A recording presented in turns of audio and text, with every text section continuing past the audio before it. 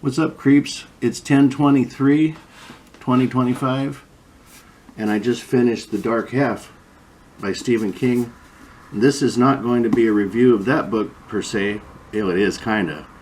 But what I'm going to do is, I have not reviewed most of the Stephen Kings that I've read, and I just finished the 30th book of Stephen King, so I'm calling this the Dirty 30. I'm going to give you a quick rundown in the order that I've picked so far of the books that I've read and why. So I'm starting with Christine. It's my favorite. As good as The Shining and Carrie are, this was my favorite. Longer book than both of those. None of it was boring. I've always loved the movie, but this is so better. The love triangle between Arnie, Christine, and Lee and Dennis was so gripping. Feeling of being in high school with them was vivid. And perhaps you have to be into cars to buy the premise, but it worked for me. It's not just an evil car, it's a possessed car. And a possessed owner of the car. There are many ghosts in the book and much better and different car attack scenes. My favorite Stephen King so far are the Dirty 30. The Shining. I watched the Kubrick film again and the miniseries also. The miniseries is much more like the book, but the book is superior to both. 5 stars. No doubt The Shining's got to be up there. Third, I've got Carrie. Everyone's seen the original movie. The remakes are good also. The book is better than all of the movies without a doubt. A fast read that starts good and just keeps picking up speed and never stops. By the end, it's a frenzy of action and information. The investigation is just as gripping as the action. The wrap-up of how the town reacts to the trauma is pure genius. 5 stars. Pet Sematary. Great book, although it's very dark. Darker than the movies. The original movie is classic horror, and I enjoy it more than the book, since the book is more depressing. The film update sucked. And this one I gave a 4.5 stars. The next one is The Night Shift, which is Jerusalem's Lot. Having previously read Bram Stoker's Lair of the White Worm and all of H.P. Lovecraft's writings, I can safely say this story is a hybrid of those influences. From Lovecraft, you get a cult living in the woods chanting Cthulhu-like incantations over evil books, causing the community to glow. The monster that is at work, though, is Bram Stoker's worm, although black instead of white. What a good story. It's really a ripoff. Graveyard Shift was clearly a good starting point for the movie, but the movie, as corny as it is better than the story. I'm going story by story on this because it's a short story collection. Night Surf is a very short story about the flu called A6 that is in process of wiping out humanity. I Am the Doorway is a spaceflight mutation story that reminds me of one of Creepshow's tales. The Mangler is great, with the machine brought to life via unintentional witch's brew. The movie version has a cataclysmic end, while this does not. The film overuses the Freddy Krueger actor in an unnecessary plot addition. The Boogeyman is the best story so far, a creepy build-up with a greater ending. Grey Matter was on Creepshow's series last year and is identical to that episode, Cool Monster Tale. Battleground is a brilliant, tiny army story that is both humorous and deep. Trucks is the same as the film Maximum Overdrive. It was quite enjoyable, one of my favorites in this, and made me realize how much I also liked the movie. Sometimes They Come Back was much shorter than the film and included some bizarre satanic ritual involving lost fingers. I prefer the movie. Strawberry Spring is a shocking story about a time of year and a serial killer. The Ledge is gripping. Inside joke, any person afraid of heights will be terrified, as I was. I'm going to watch Cat's Eye again, as this was apparently one of the stories in the film. Lawnmower Man is a weird story that was nothing like the film. I didn't like either. Quitters Inc. is a nerve-wracking tale about smoking and the mob that is very good. It's story 1 on the Cat's Eye DVD. I Know What You Need is an imaginative voodoo love story. Children of the Corn is more of a starting point for the film. While more deadly perhaps than the film, the movie has a better climax. The Last Rung on the Ladder is depressing. The Man Who Loved Flowers is pretty weird. One for the Road is a brilliant Salem's Lot vampire story, and The Woman in the Room is a depressing end to a solid book. I gave this book a 4.3 out of 5. Jumping forward to The Dead Zone, which I gave a 4.2. This was my 8th reading. The movie is stellar. I'm shocked to say the book's better. Much more detailed than the movie. Started with a gripping hook scene from a carnival. Johnny's medical struggles were very vivid, and I found myself seeing Christopher Walken playing out every scene in my mind. The political section was like watching Trump's rise to power, and made me wonder if Stephen King has psychic powers akin to Johnny's. Creepshow. The comic book novella is fun. It plays exactly like the original movie. It's a very fast read, will make you laugh, especially if you like the original movie. The second Creepshow movie is not as good as the first, and Creepshow 3 sucks. Creepshow, new miniseries on Shudder, was inspired by this and was hit and miss. This is a 4.1 I gave it. It. A very long book that keeps you locked in throughout until it takes a series of bizarre and perverted turns. If it only had stayed about a monster that changes forms, it could have been perfect. The miniseries is great, as are the new movies. I prefer the films over the book. Cycle of the Werewolf. I read this in 2 days. It's barely over 100 pages. Cool artwork. I love the film version, which is called Silver Bullet. The book consists of 12 months with the story for each month. All related. Several of the stories are not included in the aforementioned movie. Some major changes from the book to the movie, and they played out on the screen probably better than in print. That said, it was a very fun read, perhaps a tie between film and book since there's more stories in the written version. A werewolf boning a lovely lady was quite unexpected. Misery. Brilliant, yet made me feel trapped along with the main character. The inner dialogue sets this apart from anything I've read yet from King. Everyone's seen the film. This is definitely more brutal and stressful. If you think the movie's harsh, you have no idea. Whether this is good or bad, I'm not so sure. At times my hands were literally shaking. I gave it a 4 stars. Stephen King writing is Richard Bachman. Thinner. What a great book. Better than the film for sure. Great pace from beginning to end. 4 stars. Everything's Eventual in 14 Tales. An awake for your own autopsy tale that is familiar with the twist. A boy meets devil story that doesn't resolve, followed by a traveling salesman contemplating suicide that isn't scary at all and is open-ended. A fictionalized John Dillinger account, followed by an interrogation gone wrong. That is very good. A Dark Tower prequel that left me feeling kind of insulted.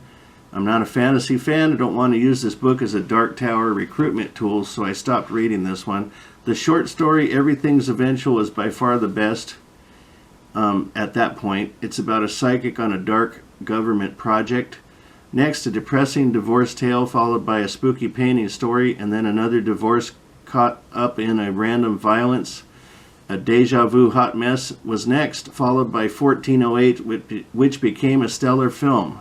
The story isn't as good as the film, but it was a good starting point. Riding the Bullet, a roller coaster analogy for Biting the Bullet, was near identical to the film. The closer was a waste of time. I gave that a 3.5. That's Everything's Eventual. Firestarter. I finished this on my 49th birthday, which was cool and unplanned, depending on whether you read the book first or see the movie first. There can be good arguments for either one being better than the other.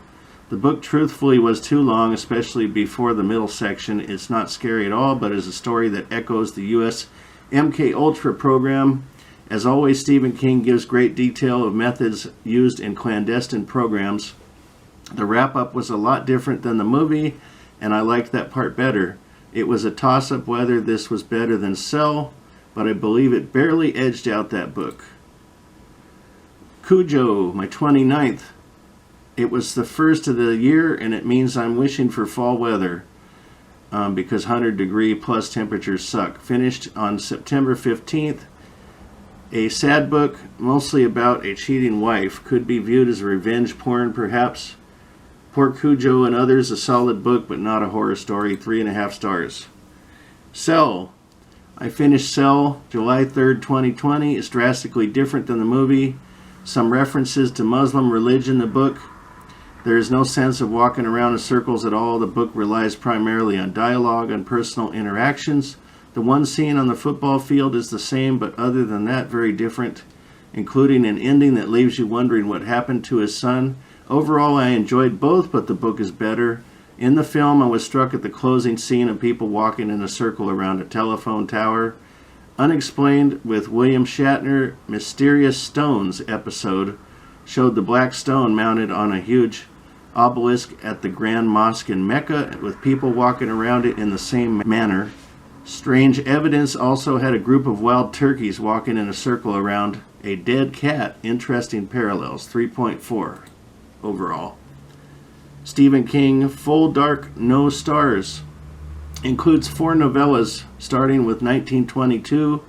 I'd already seen this on Netflix and didn't enjoy it. The novella is written well, but very disturbing and depressing.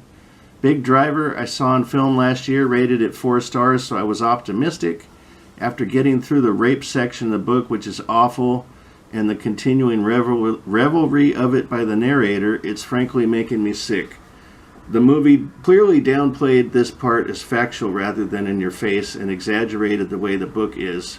The wrap-up is an exercise in the revenge process. Fair Extension is a deal with a spooky businessman, no real climax or twist, but written well. And A Good Marriage is the last tale. I saw the film version rated at 3 stars, but the book story's better, a solid 4, and the best tale of the collection. In this book overall, there's too much victimizing of women, and I gave it a 3.25 out of 5. But I really dislike 2 of the tales enough to make this my least favorite until reading Dr. Sleep. And of course, now I have a few others that are not as favorable. Bag of Bones. This was my 27th rating. Very hard book to rate. Was written very well, has a lot of threads to it. It's interesting, quite dirty, sometimes in a good way until the horrible rape scene. Lots of victimization of women that I hate, but lots of drama also. Movie version's better than the book, although there's more meat to this since it's 529 pages long. I liked it overall, hated parts of it, felt at times it was worse. It was more stories than a story.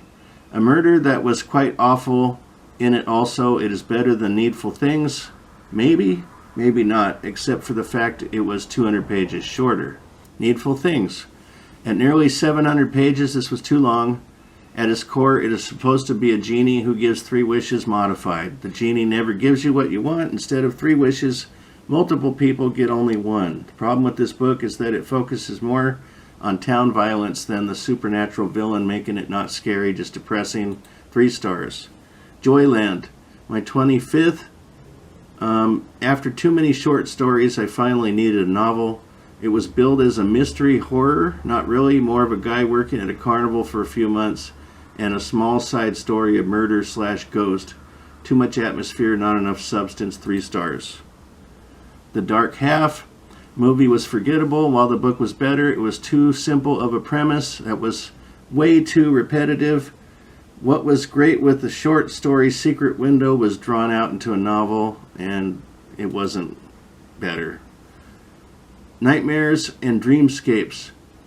I've already seen the 2009 film, but Dolan's Cadillac is an even better read. A little far-fetched, but still gripping. The end of the whole mess. Was the solution worse than the problem? ? Suffer the Little Children. Didn't like that. Night Flyers. Saw the mediocre movie. Have now read the mediocre story. Popsy. Revenge and a Monster. Simple but effective. It Grows on You. Apparently this serves as an epilogue to Needful Things, which I've seen on film and read it now. It was quite random and meandering. Chattery Teeth. I saw this in the film Quicksilver Highway, and it was quite goofy. So is the short story. Dedication. Weird and gross. The Moving Finger. This was great. Read just like a comic book. Seems familiar. Not sure if I saw it on film. It was apparently on a show called Monsters in the 90s.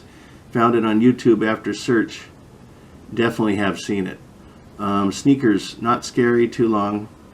You Know They Got a Hell of a Band. Rock and Roll Will Never Die. Found it was the last episode of Nightmares and Dreamscapes TV series, only on YouTube. Home Delivery. Very good sci-fi zombie story. Rainy Season. Toads. My Pretty Pony. A non-scary story about time.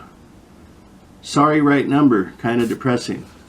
The 10 O'Clock People, more drivel about smoking than the Bat People.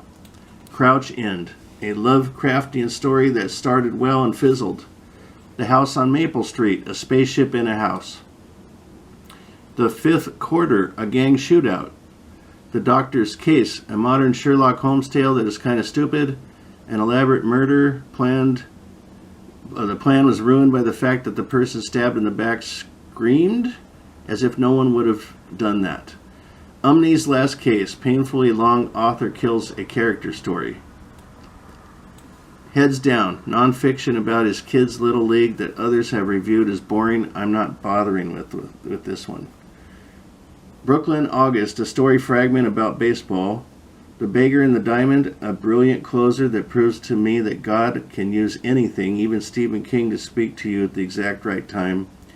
Overall, a 2.79. Most of these stories seem like leftovers dropped over into a recycling bin. Don't like this book, mostly not scary. The Skeleton Crew. Just After Sunset turned out to be the worst book so far. This one was better, but still didn't crack middle of the road.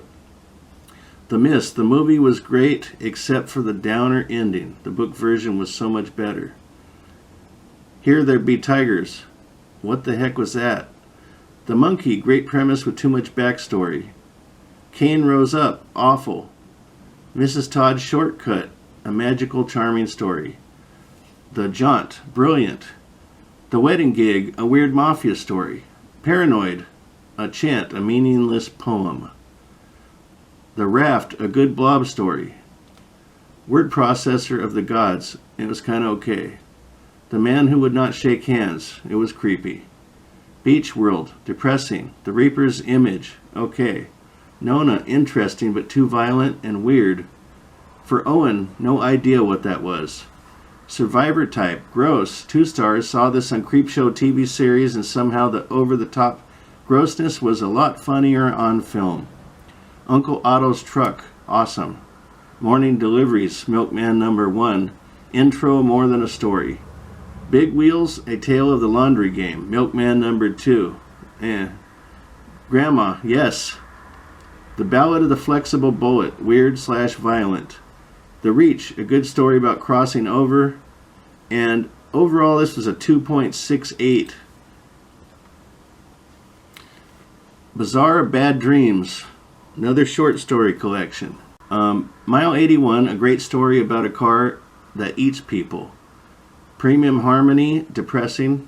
Batman and Robin have an altercation, a dad and his son. The Dune, short and sweet, brilliant ending. Bad Little Kid, really hard to rate, has violence towards a child, which I hate no matter how intriguing the story is. A Death, technically a murder and an execution. The Bone Church, weird poetry. Morality, interesting more than scary. Afterlife, reincarnation drivel. You Are, time travel courtesy of a Kindle, brilliant. Herman Woke is Still Alive, a depressing car crash story. Under the Weather, what seemed rather mundane had a very good ending. Blockade Billy, an inventive baseball story. Mr. Yummy, thanks for the warning. Tommy Fragment. The Little Green God of Agony, great story. That Bus is Another World, random violence. Obits, excellent morality play. Drunken Fireworks, quite funny. Summer Thunder, depressing but well written. Average at 2.55 stars. The problem with this collection is that most of it is not scary. Salem's Lot. I watched the Rob Lowe version as well as the miniseries version before reading this. The Rob Lowe film is more modern and the visuals are better. The miniseries is closer to the book yet dated. It's really more about a town than a vampire and jerks around from random story to random story for the duration. Like the miniseries, the book really only includes the vampire at the end, making it fairly tedious. 4 Past Midnight. This was my 28th Stephen King book. The Langoliers. The TV miniseries was in 1994. I don't remember the story. The novella was great, perhaps a little too long to be its own book, but the sci-fi ideas were very cool. Secret Window, Secret Garden. This is a great Johnny Depp movie. The story was slightly too long and the reveal more obvious. The Library Policeman, way too long, had an interesting villainess that was sort of alien vampirist, but the other villain, the library cop, was awful, and the story had a very twisted, deranged bent to it that made me question exactly what the hell is wrong with Stephen King. The Sundog, too long for just a supernatural camera that takes pictures of a devil dog that wants to jump from hell into the real world, could have been much better as a short story. 2 stars. Dr. Sleep. The movie was great, but this is too much addiction and fluff with a very simple steam vampire plot that seems only made to make money on The Shining. Duma Key, my 26th book. The first 3/4 of it was gripping and totally different. It then went off the rails with the scavenger hunt of objects, trying to figure out who the villain is. Is it a boat, a monster, an old lady, a doll? Come on, man, ruined a good book. If It Bleeds. Mr. Harrigan's Phone is 5 stars, every bit as good as the film version. The Life of Chuck, bleak and depressing. If It Bleeds, I don't like the premise at all. Rat, a twist on Monkey's Paw that was quite creative but slightly less scary. Overall, Since It Bleeds was by far the longest story and the one I disliked the most. It makes the rating less mathematical. Based on stars, the raw average is 3, but adding the weight of the longer story being unliked, it's somewhere around 2.5 overall and really belongs here in last place. That was just until just after sunset. Well, and then different seasons. Skeleton Crew was better than the previous one, but I need some more substantial tales after 2 short story books in a row. Hope Springs Eternal. Rita Hayworth and Shawshank Redemption. This is a classic. Love the deviations from the film. Summer of Corruption. Apt Pupil gave the film version 4 stars. The short story is way too long and cruel, however, for me to endure it. Fall from Innocence. The Body. This is the story that became Stand By Me. The movie's far superior, and this is just too long to relive Stephen's childhood. It never grabbed me. A Winter's Tale. The Breathing Method. Terribly violent ending that I hated. 2.25 overall. And Just After Sunset. The absolute worst of the 30. So, Willa is spooky with 4 stars. The Gingerbread Girl, a violence against women story I didn't enjoy. Harvey's Dream, no resolution. Rest Stop, another violence against women story. Stationary Bike, a rambling mess. The Things They Left Behind, a strange but good 9/11 story. Graduation Afternoon, depressing. N, a solid weird story which the cover of this book represents. The Cat from Hell, solid. Saw this on Tales from the Dark Side. The movie, 3 stars. The New York Times at special bargain rates. Didn't hold my attention much. Mute was solid. Ayana was depressing. A Very Tight Place was too long, just tired of this book.